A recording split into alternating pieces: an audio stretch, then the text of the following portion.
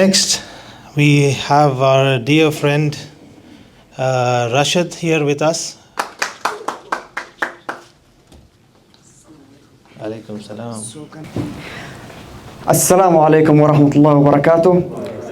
نحيي إخواني الحضور، وبالبداية بنبدأ بالعربي، وعندي موضوعين اثنين إن شاء الله، وإن شاء الله ما نطول عليكم يعني.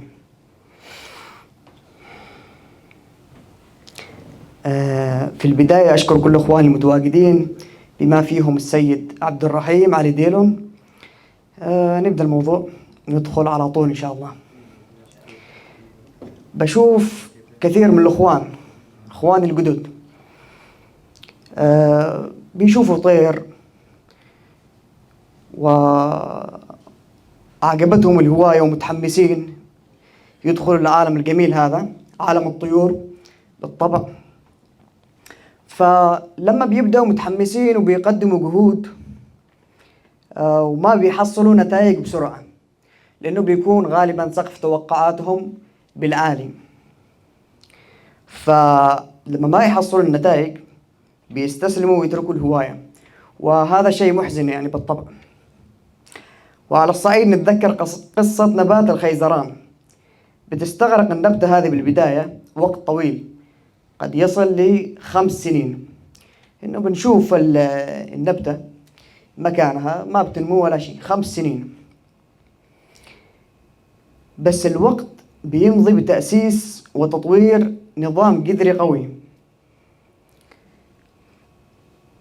ولكن بعد ال5 سنوات تبدأ بالنمو السريع.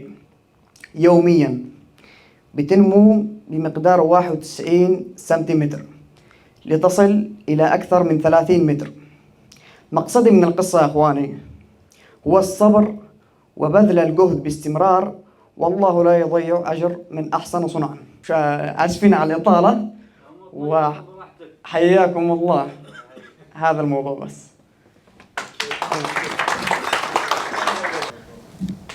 Next, I would like to invite on stage is a senior member of our group, a true hobbyist, Brother Janzib Zulfikar. Please join us.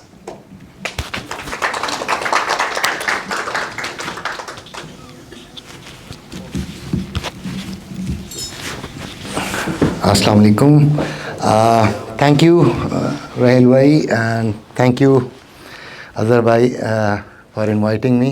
Thank you for coming. And well, I'm an engineer by profession, and I've been here in UAE for past almost 25 years.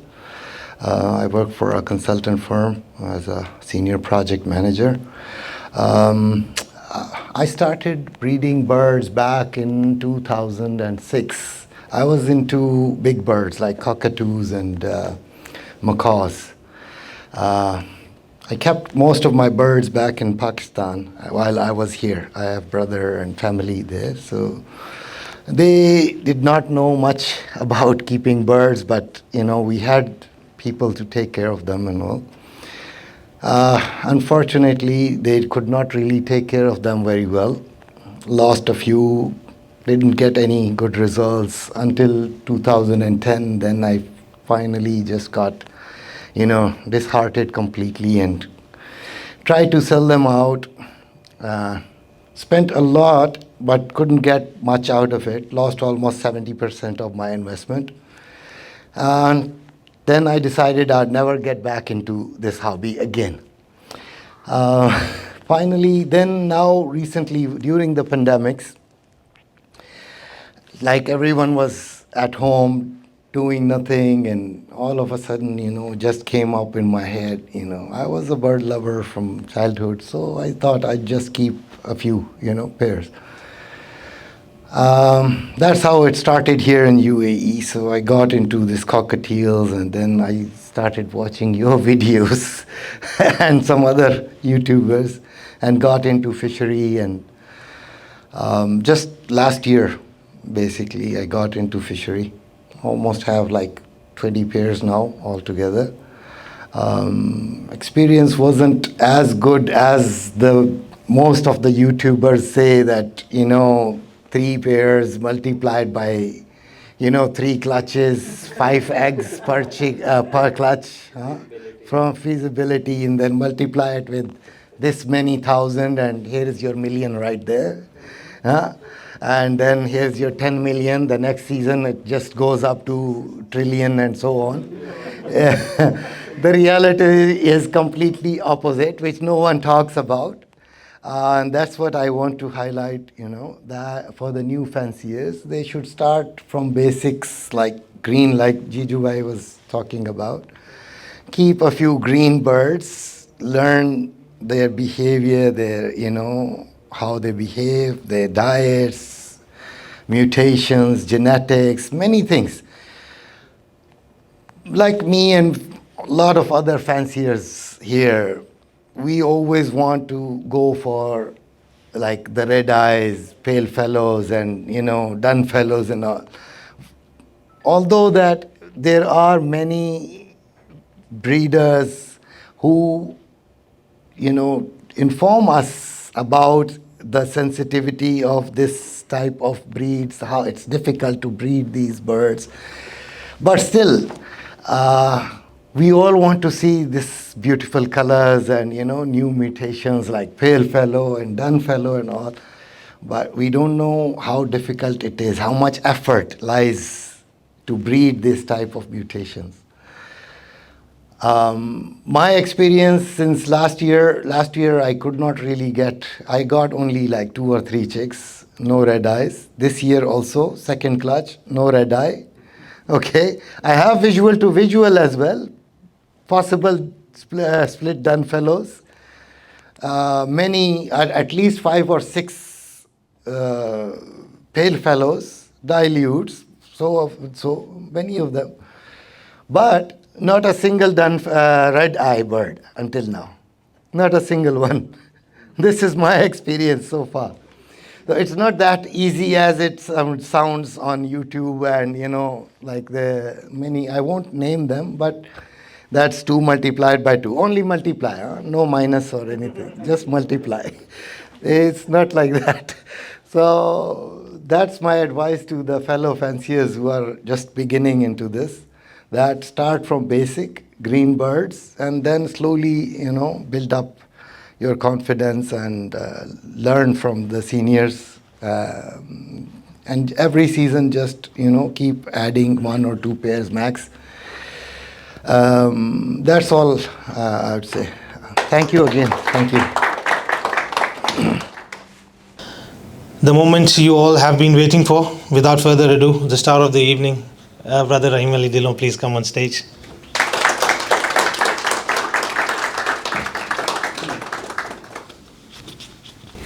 Bismillahirrahmanirrahim. Assalamu alaikum everyone. And first of all, I would really like to share my feelings being here with all of you. Honestly speaking, it's just like that it just popped out, and we just popped out from the group. We used to interact with each other. That obviously that initiative taken by Mr. Akhtar, Rahil Saab, Abrar Saab, and in fact all of you. If you people were not there, definitely we would not be able to, share the experience of breeding lovebirds with one another, and definitely it's the result that we all hear. And let me tell you, I've been visiting UAE a lot of times before Corona, but this time, because my elder brother lives here, he has been working here for like more than 18 years, and I have been there multiple times just to see my family and enjoying the holidays. But at this time, when we planned to come to Dubai, my feelings were totally changed, and I was really, I would say, had a feeling that I have a lot of friends over there to whom I wanted to meet, see, because probably there is no one here to whom I met before this evening. In fact, Mr. Kashif, we met yesterday, Mr. Umar, who is from Pakistan, and he invited me recently, and I gave few of the birds to his brother. He is breeding over there. So it's totally something that I really wanted to, experience. So I would say that lovebird, and I always say whenever I get a chance to speak in public, that whoever named Lovebird was he did it very in a right manner, because the love comes with that. It's everywhere. So the name of Lovebird shows that whoever the people who keep Lovebird have that passion, that compassion for the birds. In aviculture, we all know there are a lot of species, a lot of birds, as my brother, Janzeb brother mentioned, that he used to keep all the big birds, and then there are a lot of small birds. But if you observe and see, the lovebird is the bird that is popular around the globe, not only in Pakistan or India or Philippines. Brother, you're from Philippines, right? Yeah. Whenever I talk about the breeding aspects of the birds, I always talk about Philippines, Indonesia, and Europe. And now, Alhamdulillah, with the grace of Allah and the passion the people of Pakistan and India has, there are a lot of breeders who are now working in a very professional manner. They are focusing more on quality, specifically in our region, in Pakistan, India. I used to talk and receive a lot of messages and voice notes, calls from India, Bangladesh, and other countries as well. So in Pakistan, let me share you my experience, what my story is, how I started off. If we talk about and share our experience and love for the birds, I believe 90% of the people who are keeping bird at the moment, they are a bird lover since their childhood. Right, Mr. Didu? Yeah. When I was a kid, I was in my school, probably in 7th grade. I saw a few of the budgies in the market in Pakistan, and I acquired them. I insisted them, and I used to cry for them. Whenever my birthday used to come, I asked my parents to buy me a good pair of a budgie or whatever birds are available at that market. So this is something runs in our blood. I would say when we'll be getting older, and the age will come when you will be getting retired, we all will be having a lot of birds or few birds before we pass away. So this is what my plan is. I have my retirement plan with the birds. So when we talk about lovebird mutations and the basics of the birds, I would say I recommend you go for the birds, go for the basic bird. Like I always insist that one has to has pure green fisher. You must have gone through a lot of books. There is a book, we call it a Bible of Lovebird, written by Mr. Dirk van der Labele, the founder of the BVA. And probably you all have the copy of that, because most of the people here are the member of the BVA. So do go through that book. I've been through that book a lot of time. And truly, this book really has got that much in-depth knowledge that one should know if you want to breed birds. Whenever I show this book to any of the new buy, or when we discuss, we always talk about the sections in which he mentioned all the basic details of 9 species. Then what are the feeding regime, what are the basic keeping methodologies, what should be the cage size. Start with the very basic things, like what is the ideal size of the cage. I mean, do you people have any idea you want to share? What sort of, I assume that here in this room, all the breeders have different point of view regarding the basic keeping. So some people has the cage size that are very small, some people have the cage size that are very big, but bird is breeding everywhere, in mostly all sort of environments. So the better environment, the better diet we used to offer them, the better they produce. So if you want to understand the basic, I would say, जो उनका concept है, so you need to understand our own lifestyle. Even another day I was talking about genetics somewhere. So if you want to learn genetics or you want to observe how the habits of those birds develop, you need to look into yourself as a human being. They have almost the same concept as we human being have. So I would say one has to has one basic pure green fisher. There are a lot of green fishers available in the market. One is that we used to call it a wild green fisher. Wild is the one that we catch from the wild, and that is the purest form. Another one is the pure green fisher. That pure green fisher defines that it is not carrying any sort of other gene like recessive, blue, or in simple manner it's not split of any other species, any other gene. And there is a third green bird that is phenotypically, visually a green bird, but it is a split of anything, maybe a split of Eno or blue or pale fallow. So acquiring a wild bird is very difficult at the moment. In Europe, even only few breeders has that wild pure green bird. But acquiring a pure green is possible at the moment. So another day, a day before yesterday, when I visited Mr. Abdullah Al-Kitbi, he got few of the pure green birds from Europe. So he was talking about that, and I was assuming and I was getting the idea that now people over here, the fanciers, the aviculturists over here have a very fine idea about the presence of pure green birds in their aviary. So I really appreciate that you like colors, that you go for different mutations like pale fallows, dun fallows, bronze fallows, and mutations are coming up every day. The beauty of the hobby is that there are a lot of colors, and I say it that breeding birds is like being a designer who unite different colors, amalgamate, play with them, and then they produce new things. So visualization is also very important. Once you acquire any bird, like these days aqua is very famous across the world. Yellowface is something that everyone wants to acquire. Aqua, okay.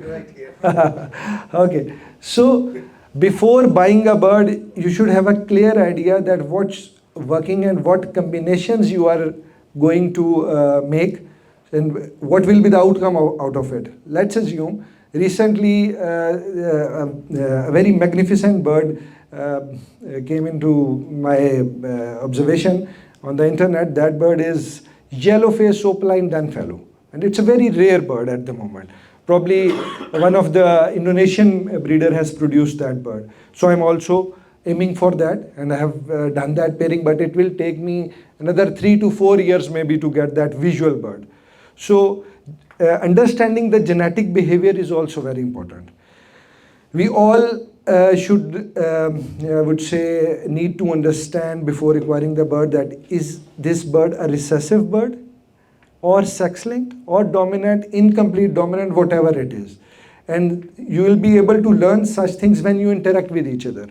To be very honest, as Mr. Jahanzeb already stated, that watching videos, going through the books or material definitely gives you some idea.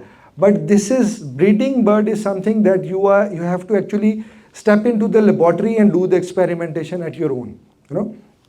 Theory is a little bit different, but getting into that practicality is totally different.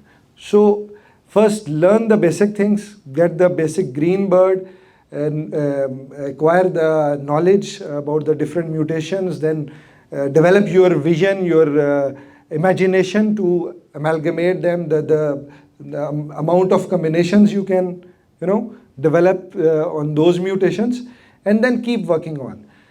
There are some other important aspects as well I have observed here, and I want to talk about them as well.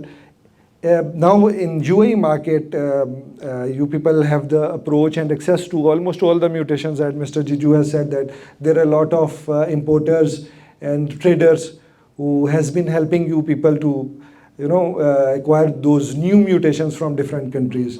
I believe few years back it was not a possibility or easy task over here.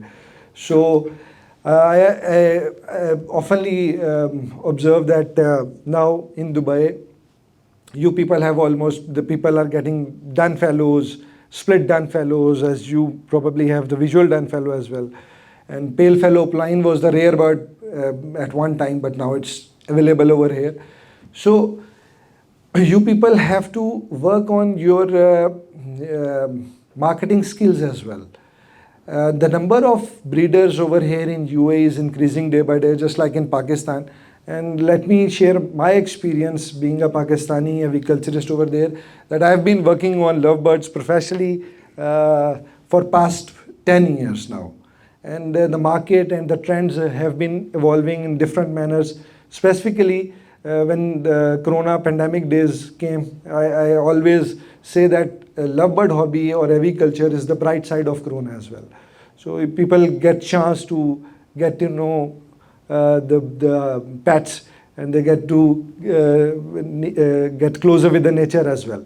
So whatever happened in Pakistan in past few years will happen and happening here in UAE. You know, you are getting new mutation.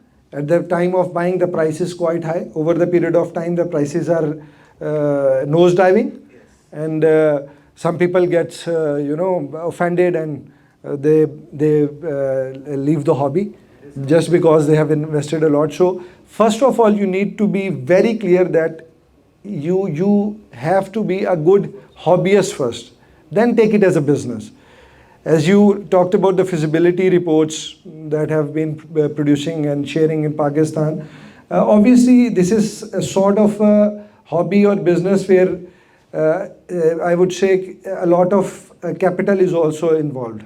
So there is no doubt that there are a lot of people who are getting a decent amount of income out of it as well. And I'm also one of those. But you know, there is a very basic methodology हमारे यहाँ वो कही जाती है कि पहले साल जो लोग उर्दू समझते हैं पहले साल हट्टी फिर चट्टी फिर खट्टी. It means that once for the first year you have to open the shop, then you have to work hard on that, and in third year you will be able to get some benefit out of it if it's written. You work for it and it's your destiny, then you will be able to definitely gain some economic benefit out of it as well.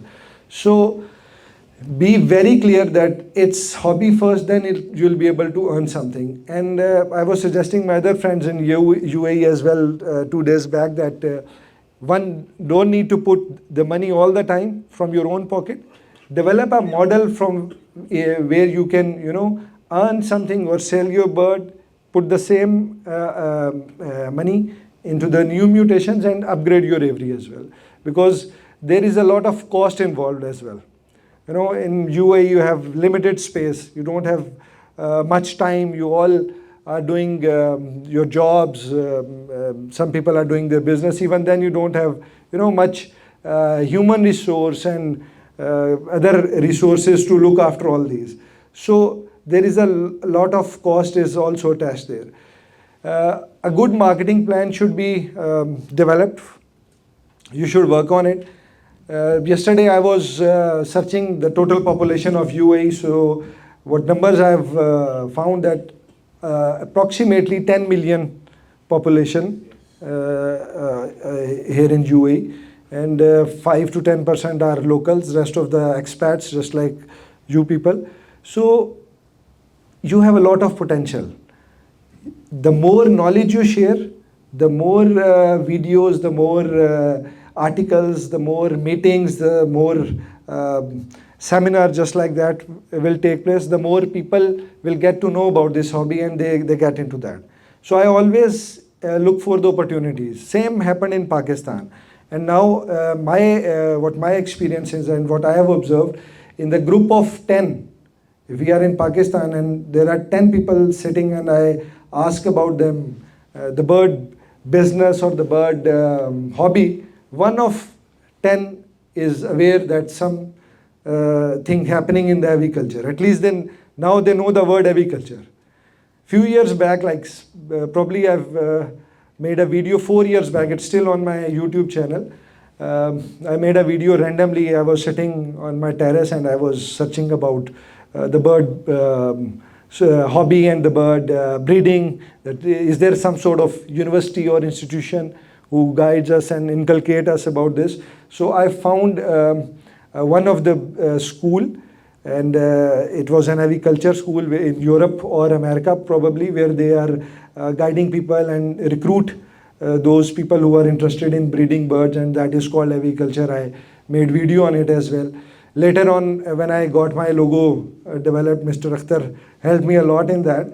I put the aviculturist word under my logo as well. So now there are a lot of people who use this word aviculture, and in Philippines there is a department of aviculture as well, properly, where your fellows go there and get the documentation done when they export the birds.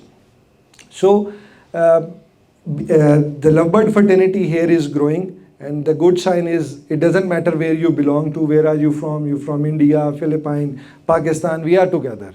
And this is the beauty of this hobby. So learn the basics, work on the mutations, learn the mutations. One more thing I would also like to say, that do not work only on the upgrading of the mutations, but also do upgrade your aviary, your diet regime, the overall environment of your bird room. For example, now in Pakistan, even in Dubai, the weather, because of the climate changes, the weather, sometimes weather gets very harsh. Sometimes in winters, in summer days, we'll have a very pleasant weather over here. It's same is happening in Pakistan. So you need to develop the semi-control environment for your birds, so they can breed in a proper manner, so they can hatch the eggs properly, they have the conducive environment. So these are the things, these are the challenges, I would say, attached to our hobby. So work on that area as well. Another thing I want to talk about, as one of our brother just stated, that about the sizes of the birds, about the colors of the birds. Genetics play a very vital role in that. Across the world, when you talk with any aviculturist who's breeding any bird, they always talk about the sizes of the birds, the color of the birds, the overall anatomy of the bird. What my observation is, and what I have learned, that if you want to work on the size of the bird, you have to work on the basic genetic behavior as well. Like if the parents have the good body structure, they are carrying those features, they'll definitely you'll find those features in their offsprings as well. And another important thing is the exercise, the flight cages you give them. That also gives an impact on the body structure of the bird, the health of the bird. And the third is the diet regime, whatever diet nutrition you give to your bird. But genetic plays a very important role. So for that, one has to has the proper record, the pedigree of the bird, their forefathers. Even what I have observed, the females who lays more than 6 eggs, some females lay 8 eggs, some females lay more than 8 eggs. If you hold and keep their daughters with you and you breed them, next year they'll also do the same, because they are carrying that thing in their genetics. Similarly, the male who pick up the female, attached with the females very quickly, they have the same behavior. Their son do the same. So you need to have a very deep eye on that, keep eye on the behavior of those birds, that how they have been behaving when their forefathers and their parents were breeding. So keep your birds, your progeny accordingly. Another thing is, whenever you give a bird, you sell your birds, and you offer your bird to any new fancier, because every year people see a lot of new fanciers coming up in Dubai as well. Guide them properly, give them the birds that are of good health, that have a good parent history, and support them in breeding those birds. the basic, guide them about the basic keeping, the diet, the environment overall, because I believe there are only few people who has the big space here and they can give proper environment to those birds. Most of the people are putting their cages in any corner of the room and get them breeding, what I believe. So the more knowledge, the more support you give to the new fancier, the more people will definitely coming up.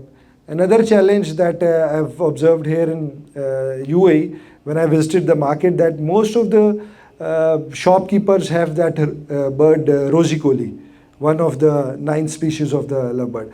I hardly found fishery bird over here in the market. Few opalines were placed in there, the green opalines one, and of very, I would say, an average quality bird.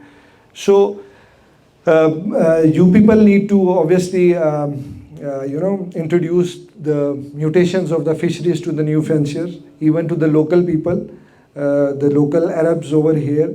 They have been into Roseicollis because they have the basic understanding of the bird. Once you start sharing the the beauty, the working, the mutations of the fishery, the more people will join you people, and you'll get a chance to develop and expand the market as well. So at the moment, what my suggestion is and what my observation is that in coming years, you people have definitely will be confronting few of the challenges in selling your birds, and once you get into that, you get the breed done, you can produce the bird. But in the later stages, selling bird is another art. If you won't be able to sell your bird, definitely you won't be able to elevate your hobby, adding new bird, buying the new bird, and once it's not done, a lot of people will definitely leave the hobby because of the expenses and stuff like that. So at the end, my best wishes are with you. Thank you so much for such a warm welcome, for taking time out in that rainy weather. Everybody was afraid. What I've observed that there was a heavy rain today, and again I would like to thank Mr. Akhtar who has been motivating you, Mr. Rahil, and everyone. Obviously, credit goes to all of you, but he is the one who has been motivating you, has been even motivating me to be here on time. And he is one of those people who always have a positive mindset. Though Mr. Akhtar is not very active in terms of, you are not much social over here probably, but the ideas you have created, the idea of establishing our group and managing it in a very proper manner, credit all goes to you. I mean, it was not difficult for me to taking 1 hour out of my busy routine and talk to you people when we used to have online sessions, but he is the one and his team who are actually managing all that. So sitting here in Dubai, gathering people, sharing knowledge, it's a big thing, I would say. And thank you so much everyone, and whenever you need my support in terms of asking anything pertinent to the breeding, keeping, showing, yes, I missed the part of shows.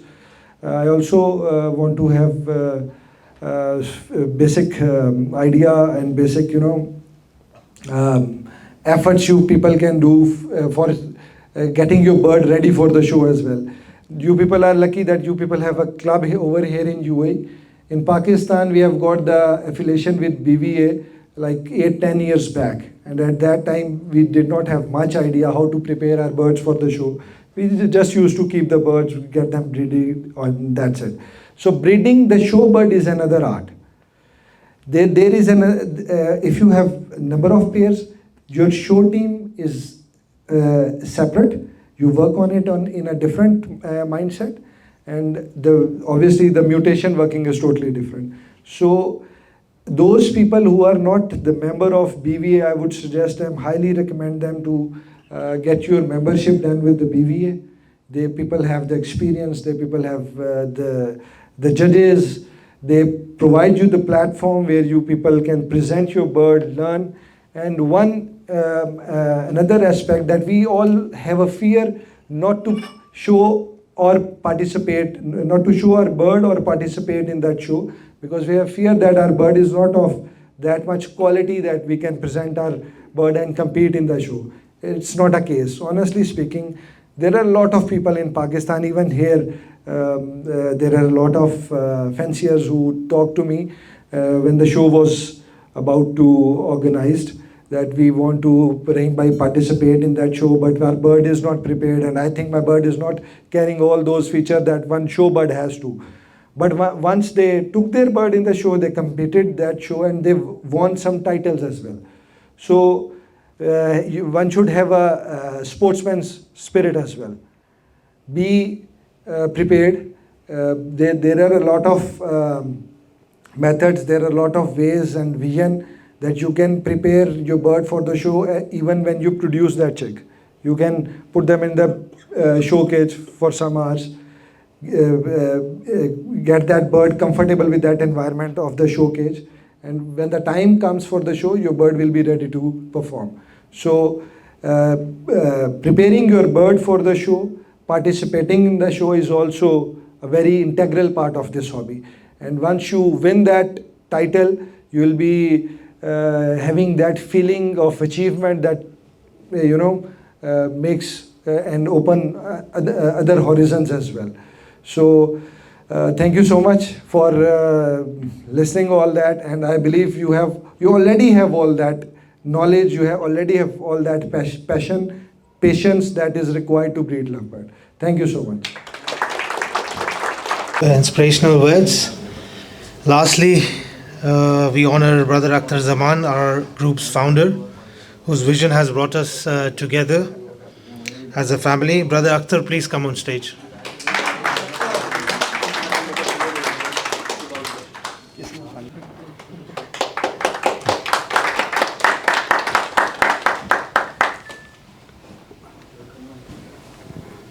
Sir, this for our Thank you. nomination. Thank you. It's beautiful. Thank you, everyone. And other things. And the other things.